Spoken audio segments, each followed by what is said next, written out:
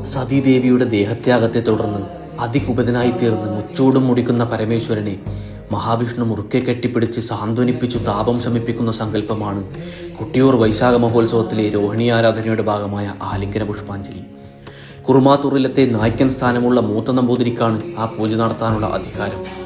കർമ്മത്തിൽ കുറുമാത്തൂർ നായ്ക്കന് സാക്ഷാൽ മഹാവിഷ്ണുവിന്റെ സ്ഥാനമാണ്.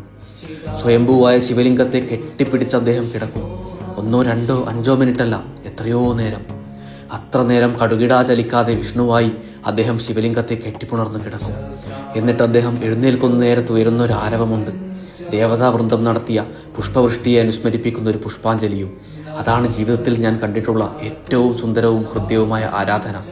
ശിവനും വിഷ്ണുവും തമ്മിലുള്ള ഗാഢ സൗഹൃദവും സ്നേഹവുമാണതിൻ്റെ സൗന്ദര്യം. ശിവസ്യ ഹൃദയം വിഷ്ണുർ വിഷ്ണുചാ ഹൃദയം ശിവ. ശിവന്റെ ഹൃദയമാണ് വിഷ്ണു, ആ വിഷ്ണുവിൻ്റെ ഹൃദയമോ ശിവൻ തന്നെയും. ഓം നമഃ ശിവായ. ഹരി ഗോവിന്ദ.